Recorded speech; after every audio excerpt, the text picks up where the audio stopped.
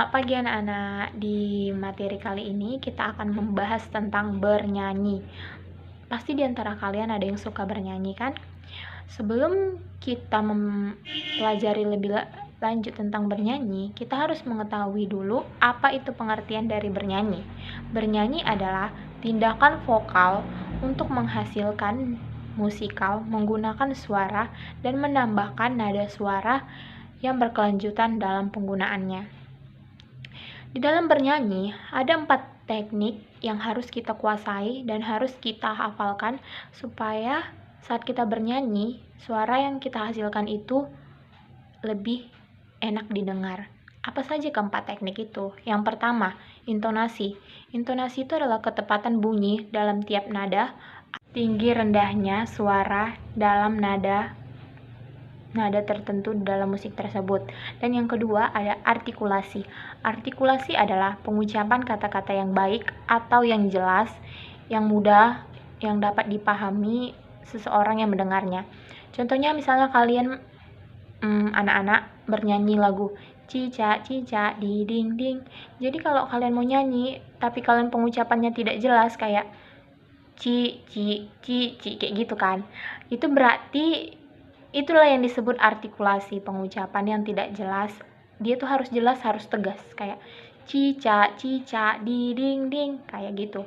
Dan di dalam artikulasi ini, postur tubuh kita mempengaruhi artikulasi. Jadi kita itu harus dengan postur yang tegak, yang lurus, supaya artikulasi kita benar. Dan yang ketiga ada resonansi. Resonansi adalah suara yang berasal dari rongga di dalam tubuh kita. Apa saja rongga apa saja itu?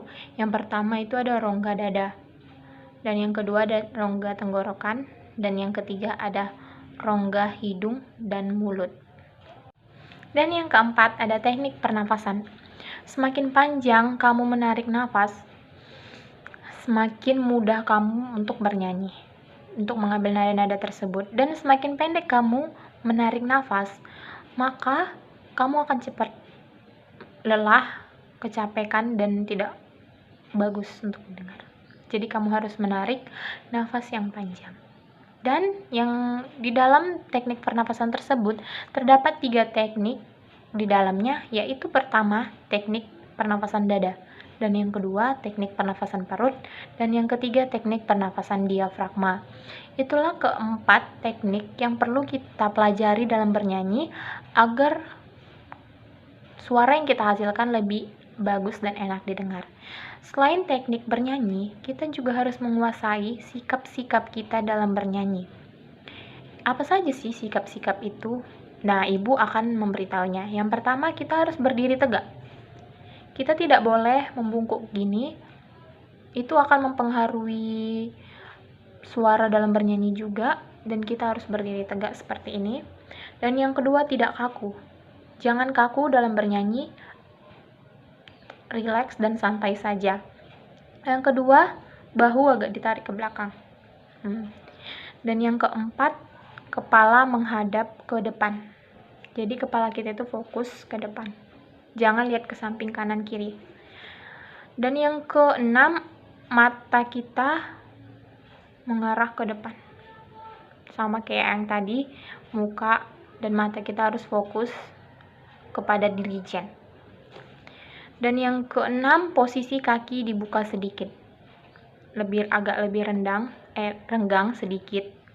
Dan yang ketujuh, tangan jangan menggantung gini. Kalau bernyanyi usahakan sikap tangan kita seperti ini agar enak dilihat. Oke?